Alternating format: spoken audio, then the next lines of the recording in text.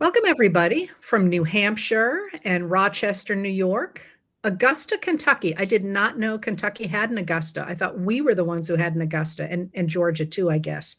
Beaverton, Oregon. I have friends there. Pueblo, Colorado. A person who is one of your constituents, Chair. Raleigh, North Carolina. We're waiting here for Facebook to come on. Manford, Oklahoma. Sheboygan, Wisconsin. My mother used to talk about Sheboygan, Wisconsin. And here is Facebook coming in from Olympia, Washington, and Houston, Texas. Elgin, Illinois. Papillon, Nebraska. That's kind of cool. Welcome and thank you for coming today. I'm very excited to have the opportunity to talk to Representative Teresa Ledger Fernández of New Mexico, who has the honor of being the Democrat who represents the largest rural district, which is a mouthful, but I think gives her a different perspective on a lot of the stuff we talk about here. She's also really interested in the economy and in the workplace. But why she is here today really is to talk about the Democratic Women's Caucus, because I don't know about you, but I've been really concerned about how much is happening to women under the Trump administration and how little attention it's getting. But in fact, people are paying attention, and one of them is on the screen in front of you. Thank you so much for being here, Representative Ledger Fernández. And can you tell us a little bit about yourself and how you got into this role? Yes. Hello, everybody across the country. I'll be in Raleigh sometime later in October because as chair of the Democratic Women's Caucus, we are showing up everywhere. So the Democratic Women's Caucus is made up of all 96, soon to be 97 when we swear in Adelita Grijalva. So all the Democratic women in the House. And together, we're fighting back against Trump and Republicans who are targeting women, and I'm looking forward to that conversation. We are building a network of what I call storytellers and story makers, because we need to address what women face today, and importantly, what we want for that future. And a bit of my own story. So I'm from rural New Mexico. My mother had 7 children. She went back to school to get her education degree. And I remember her falling asleep on the typewriter, and she'd have those typewriter keys imprinted on her head. She went to mass every day that she could. But after 7 kids, she told the priest, I'm embracing birth control. My sister and I shared a bed in the hallway of our 1-bath rental. I loved that little house that had all 9 of us because it was full of people, but also full of a lot of love. My mom managed to actually build us a house because everybody needs a home of their own, right? My dad had gone away to earn the extra cash, but we got that house built. And she got that degree and then became a nationally recognized pioneer en bilingual education, porque nuestro idioma, cultura y herencia es parte de que somos como americanos. It is our identity as Americans when you're Latino and from rural northern New Mexico.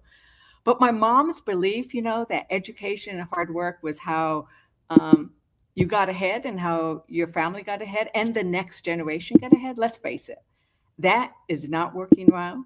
My parents believe that multicultural democracy was how our communities advanced, and we realized that American dream, Trump and the MAGA project is destroying all of that. So my story, so I was going to just point out that my story is just like the other 97 stories of the Democratic women. How is it like that? Well, because we each have this different story that we're bringing, but we have gone through everything, right? We have been on food stamps, have used Medicaid, used Medicare, come from families that are sometimes beautifully 2-parent families, but others where there's been domestic violence. We have been raped, suffered domestic abuse. We've had abortions. We've had children. We've used IVF. We are farmers, businesswomen, mechanics, doctors, lawyers. We are the spectrum of what the American woman is. And we actually believe that it's our job not to just represent our own constituents, but all women.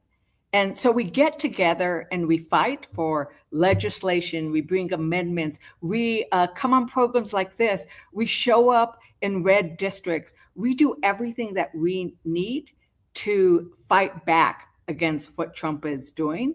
And we do it because we have this strength of the 97 of us when Adelita Grijalva is sworn in, which she will be when Johnson is no longer as afraid of her signing that petition as he is now. But we bring that strength of collaboration together. And I think that brings a huge power to our work, both pushing back against Trump's desire to push women's progress back decades, but we also have an agenda for the future that we're working on.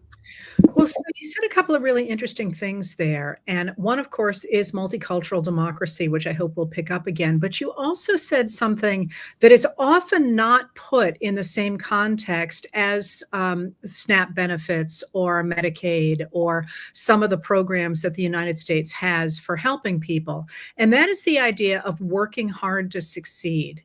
And that's, I think when we talk about democratic language, big D democratic language, people forget that that is the point of having those policies in place to help people get to a point where they are able to work hard and prosper. I think that's a really interesting combination there that you spoke of, and wish we heard more of it. Well, I mean, but that is our experience. And I think that's why we talk about it a lot, because that is the American promise, right? It's equality, Yes. prosperity, and happiness. And we can't forget that happiness part, but it comes from hard work. Right. And that's, I've been thinking a lot about that lately, is the degree to which the idea of hard work has fallen away from at least the MAGA definition of what it means to be an American, where, as long as you look like you can play the part, you get the part, even if you don't have any experience and are replacing people who do.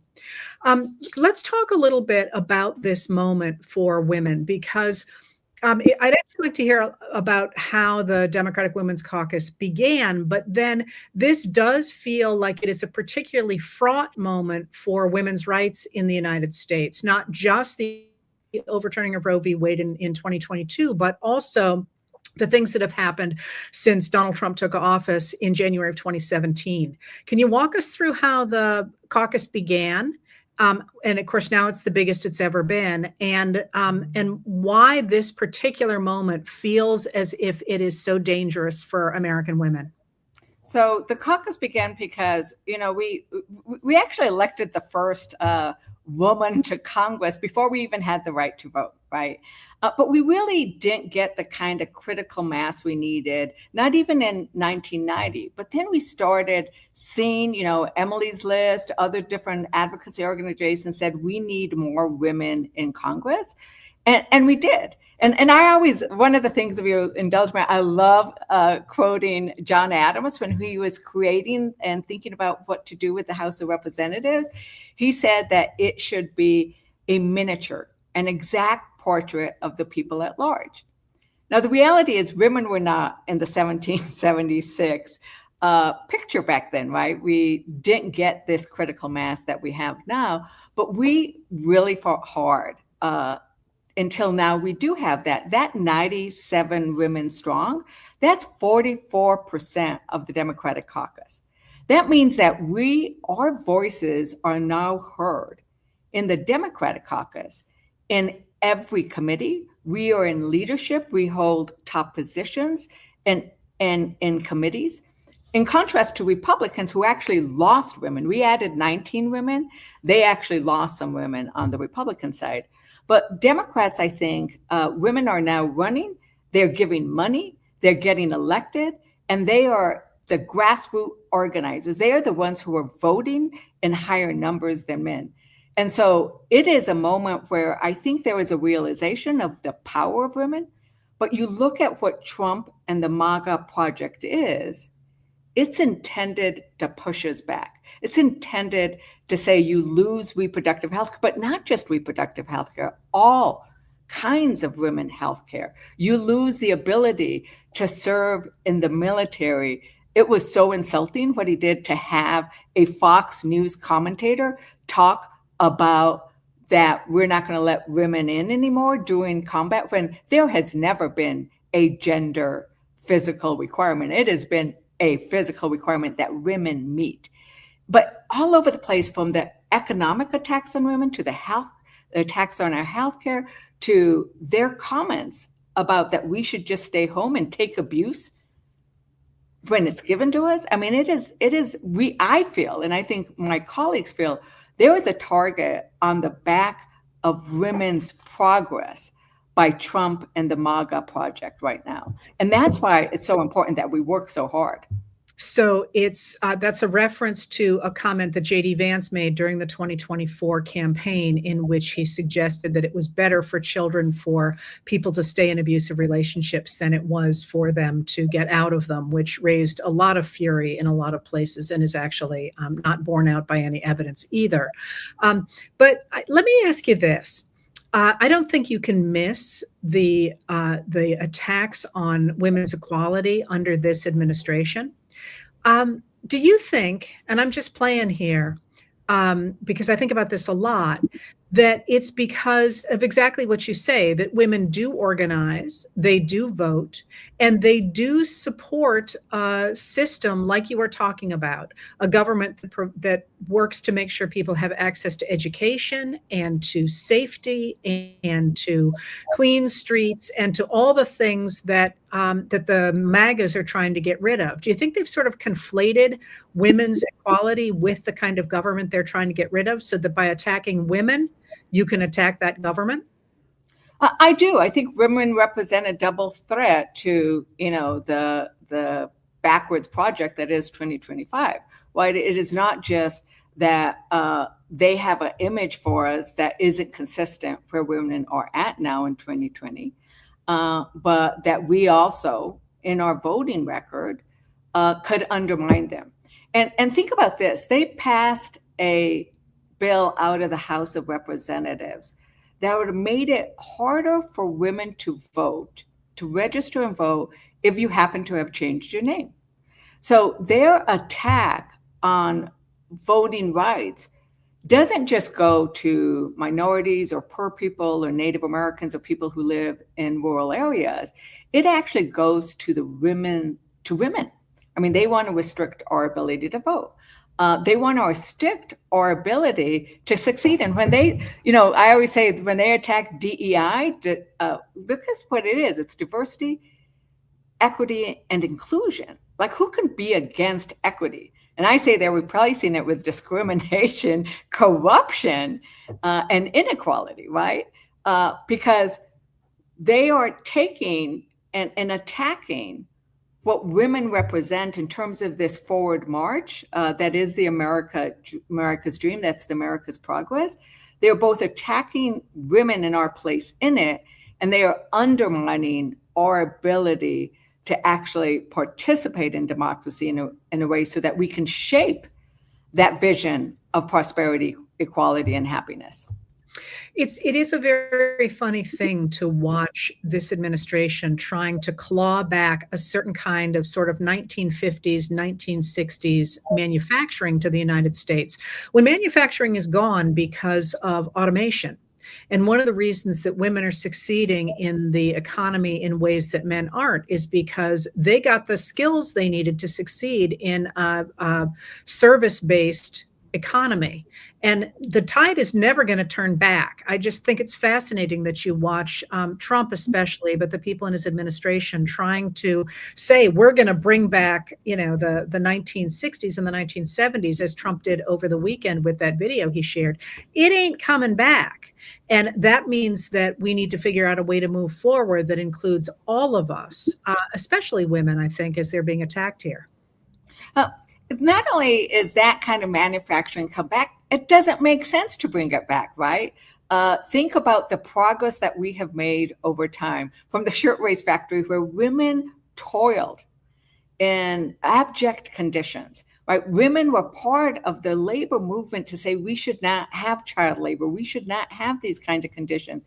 Instead, we should participate in innovation, right? We should participate in science research. We should participate in a new economy. We should participate in the green energy that is available around us. I represent New Mexico, that largest rural district held by a Democrat. It's also a district that has oil and gas and renewable energy, that has a national lab and the possibility of what I call an enchanted innovation economy. That's where we should be looking. And that's where Democrats said we should invest in that new technology. We should invest in research and science and renewable energy and the new frontiers where we could play a leading role.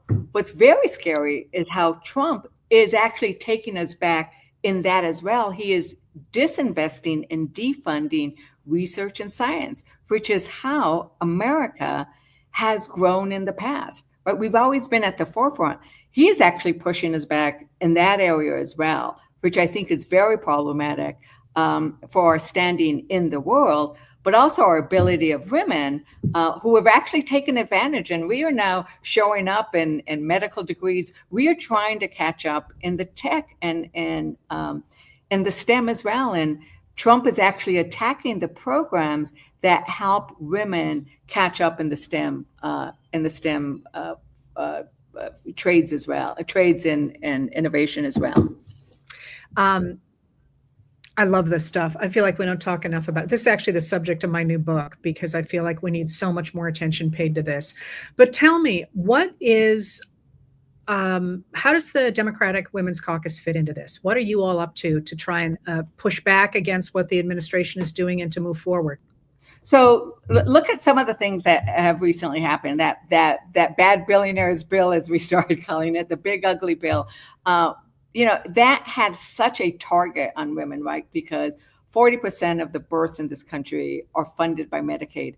Women were at the forefront of pushing back on that. We sponsored more than half of the amendments, which would have brought some sanity back, right? To make sure that we could have access to reproductive health care, that we weren't harming veterans, that we were making sure that nutrition goes. So we are in the fight in terms of like amendments. We have our own legislation. We have a policy agenda. It's called the Better Future Agenda, where we are saying, listen, we should have equal pay. We should have full access to reproductive health care everywhere. We should have childcare, because women are dropping out of the workforce.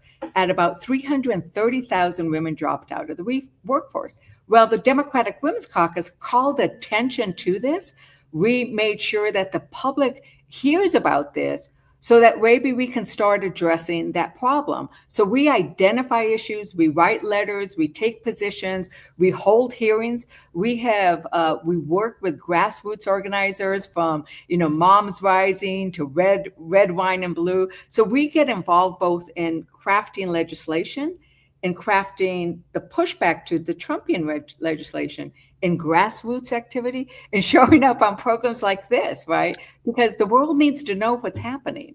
Yes. Can we go back to the amendments? Can you walk us through why that mattered, that you introduced repeated amendments to a bill that in fact never passed?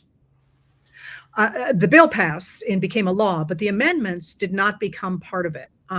Why does that matter? I think a lot of people missed how much the Democrats did over that, what is now known as the OBBBA, or the Budget Reconciliation Bill.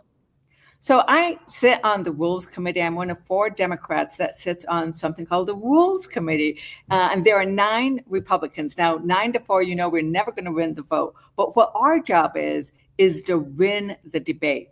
And they brought up that bill at 1:00 in the morning, and we were ready for them. And we kept them in the committee so that we could point out to the American people what that bill actually did and how it was going to impact them. I stayed up for 48 hours straight fighting that bill. And I didn't even do that in college, right? But it was very important, because we were able to, through amendment after amendment, raise the issue of what was this bill doing to people, and whether it was what it was doing to veterans, how it was kicking them out of some of the nutrition programs, how it was impacting women and their research, how it was impacting cancer research and pediatric care research. Like, we wanted the American people to know what was happening in that bill.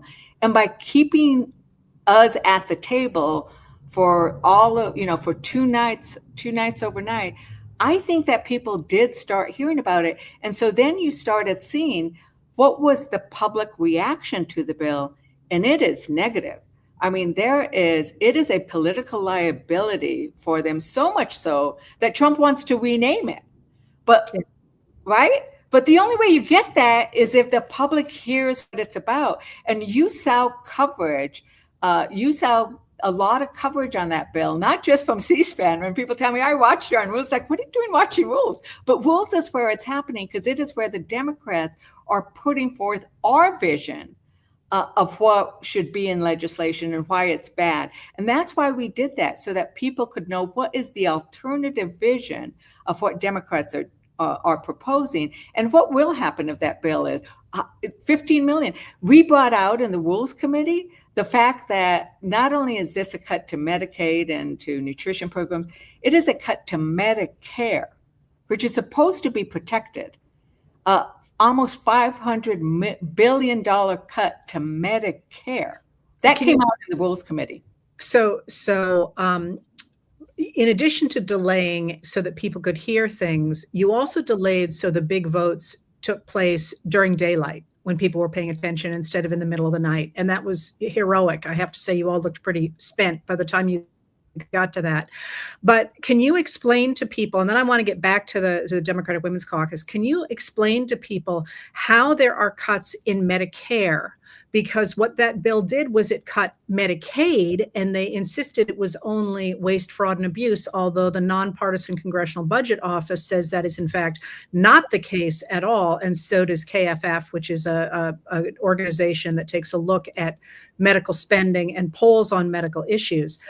But in fact, there is something in that bill that is going to result, at least according to the CBO, the Congressional Budget Office, a nonpartisan group, that will cut Medicare as well. Can you explain that? So what that bill does, because it does these cuts to important programs that hardworking Americans rely on in terms of healthcare and nutrition and education, big education cuts. But at the same time, it grants these huge tax breaks to millionaires and billionaires. And those tax breaks lead to deficits. And those deficits are so large that they trigger cuts to Medicare. And so that was the key thing, is that they every time we get a report on it, the deficit gets higher and higher.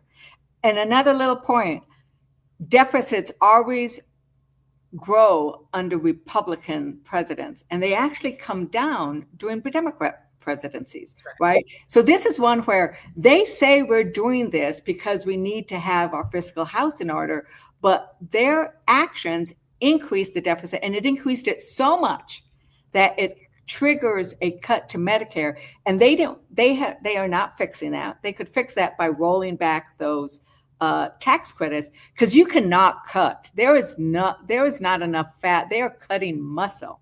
They are cutting programs that working families, that middle-class families rely on. You'd have to eliminate the entire government to be able to get that back. The trick is cut those eliminate some of those tax breaks that the billionaires and millionaires got that are permanent. That's the other reason why this is a problem, is those tax cuts are now permanent. Any small little crumbs they gave to workers or tipped workers or anybody else are temporary, but those tax cuts for the billionaires are permanent. And the Democratic Women's Caucus, we are in that fight. So yes, this is what we are doing. We are raising these issues because, once again, who is most impacted? Women are the ones who would be most impacted by the cuts to Medicare, because we live longer and we rely on that.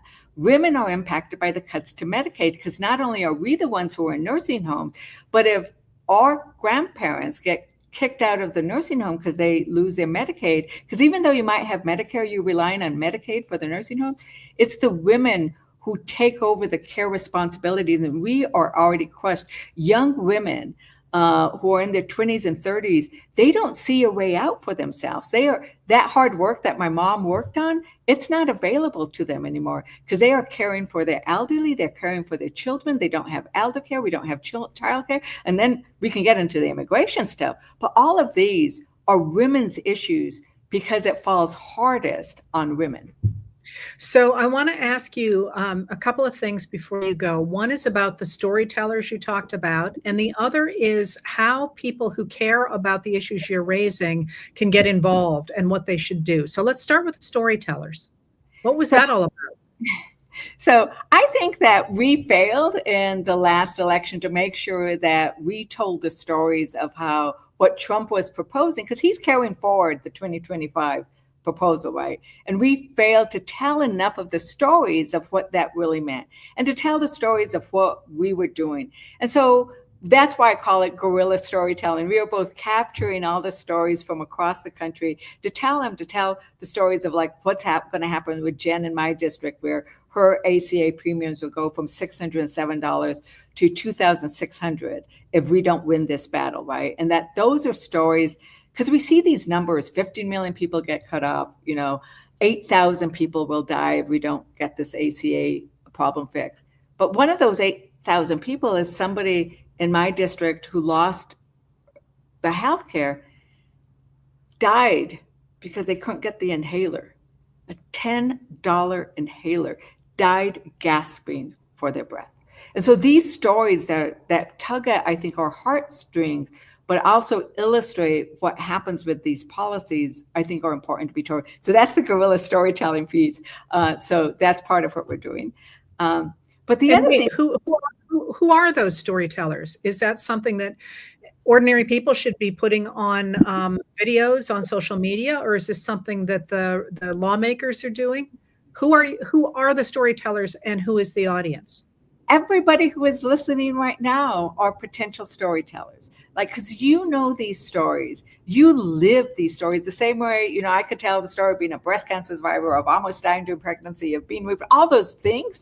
We need to hear from you. And so almost every Democratic Women's Caucus member, and go to our website, the Democratic Women's Caucus website, we collect those stories because they inform our policy. They lead the legislation. Like, when you tell us your story, it changes what we do. And you need to know that you have that power.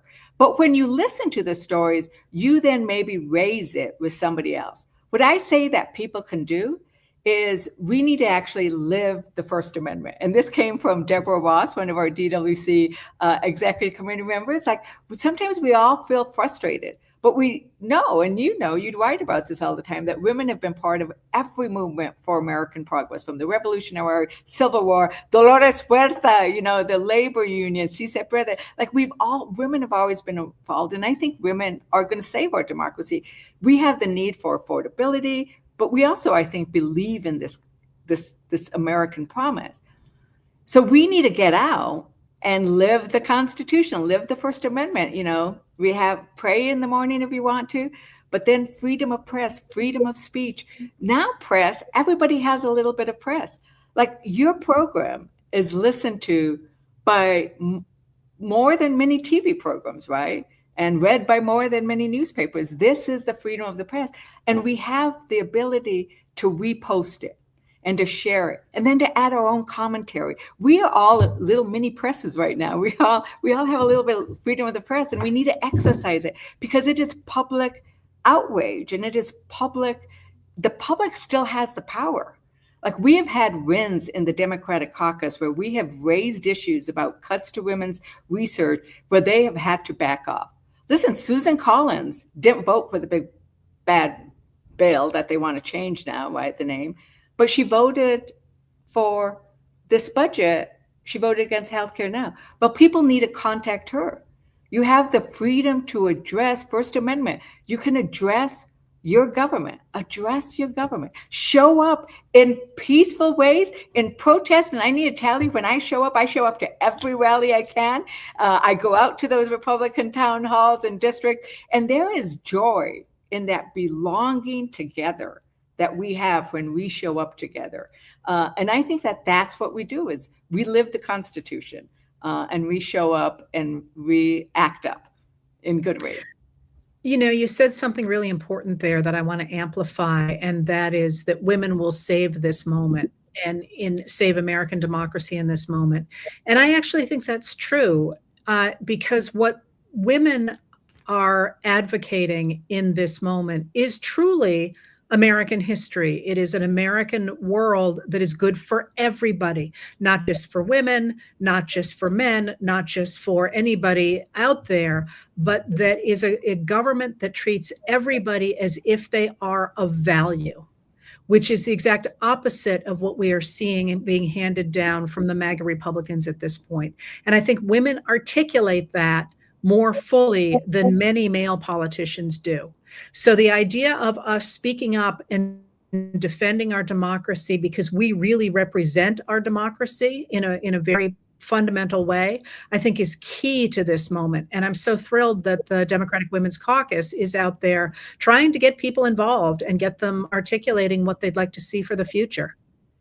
Well, thank you. And it is in our DNA as women. And, the Republicans are burning down the house, right? They do not believe that we should have a government that helps us with healthcare and education and these key things that are important and that we've understood are important for decades, for, actually centuries, right? But they are burning down the house. And the other thing I'll say, when we rebuild that house, because we are women, we're not going to put the same old appliances in there, right? We are going to spruce it up. We're going to fix it up because we do need to fix the problems that are hurting families, from affordability to protecting the planet to thinking of those next generations. And I do think that as women, we often think generational. And it's this generational thinking of progress and improvement that I think will indeed come to forefront. And because we show up and vote, we actually have the ability to make that change happen. Well, here, let's go for it. Thank you so much for being here. And let's do this again, because I think there's probably a lot more to talk about here. Thank you so much, Heather. And to all of your listeners out there, thank you for participating in this beautiful thing we call democracy. Thanks, everybody.